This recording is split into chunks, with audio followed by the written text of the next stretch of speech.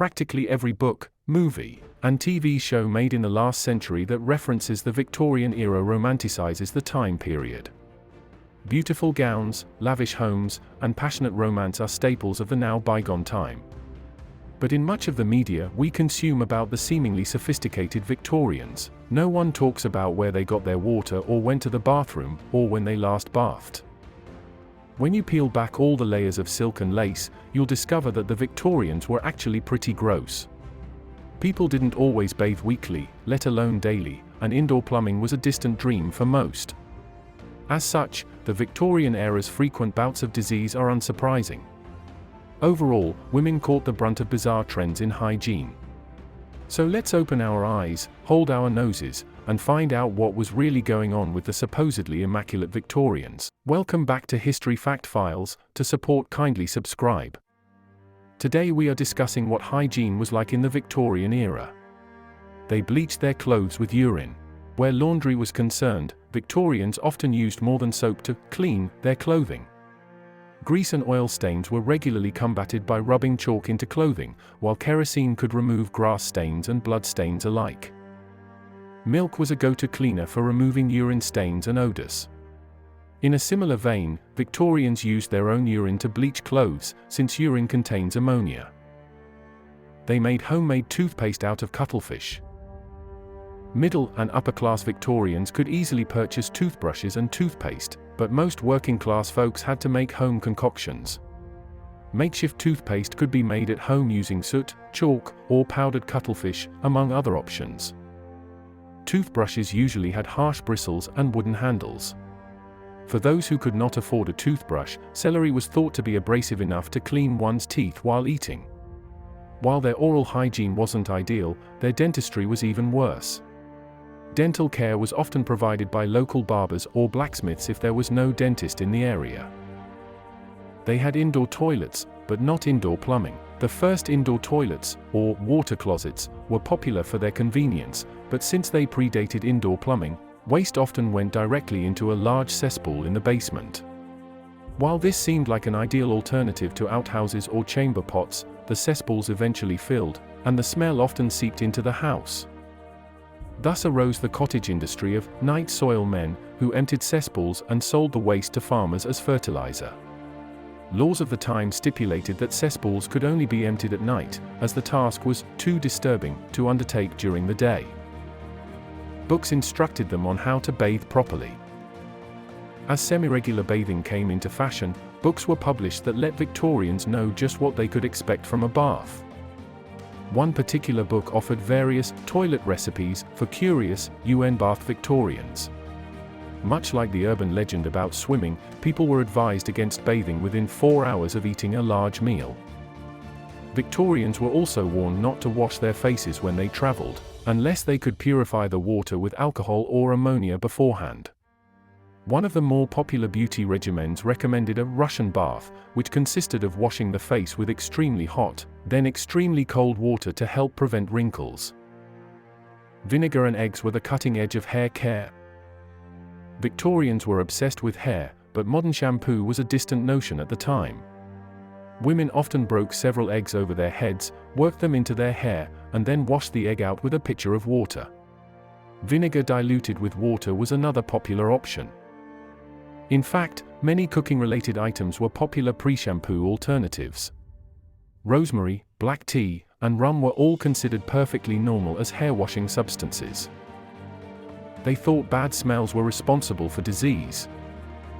Today, bad smells are considered unpleasant at most, but Victorians were convinced that foul odors were dangerous. The miasma theory, also known as night air, claimed that a variety of conditions, including chlamydia and cholera, could be spread through unclean air. Victorians went as far as to blame the poor health in London's impoverished areas on the smells emanating through the streets. Even famous nurse Florence Nightingale believed in miasma and thought clean air meant healthy patients. In fact, the poor sanitation in industrial areas caused disease, which led to bad smells. Today, miasma is considered a false science in the medical community thanks to modern sanitation and medicine. Long skirts and tight corsets were blamed for the spread of tuberculosis.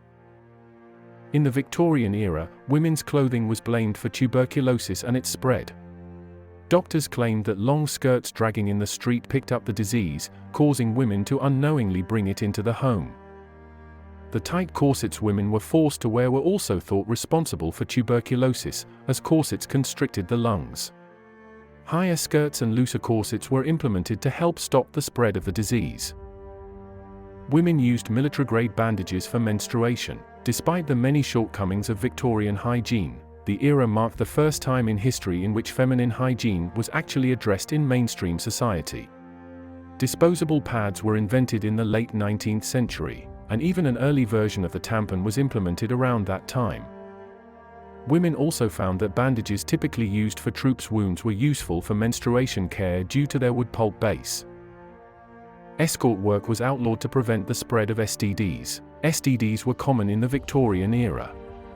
Although considered socially unacceptable, escort work was a fairly common way for women to make a living in London's impoverished areas. Without easy access to contraceptives, these workers often transmitted STDs to their clients, who eventually transmitted them to their wives. The spread of STDs eventually became a public health hazard and was addressed by the government. Women of the night could be detained and forcibly treated for STDs, though there were little to no consequences for their male clients. They lived through the Great Stink of 1858. Even modern cities may have a certain aroma during the heat of summer, but the stench emanating from London in 1858 shut the city down. The now picturesque River Thames was once the hub of the London sewage system, meaning citizens simply disposed of their waste in the river.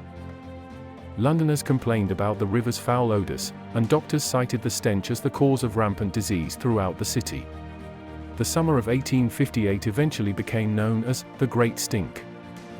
Only when the winds from the River Thames blew towards Parliament did lawmakers take action. In a mere 18 days, a bill was passed that allowed for a modern sewage system in London. Their favourite hair care product was full of lead. Hall's vegetable Sicilian hair renewer quickly became a staple of Victorian hair care after it was introduced in the mid-1860s. Its main benefit was its supposed darkening properties that allowed people to maintain a youthful appearance. Unfortunately, Hall's hair renewer used lead as a bonding agent for other chemicals to help darken the hair. While the hair renewer did darken the hair, it was also extremely harmful.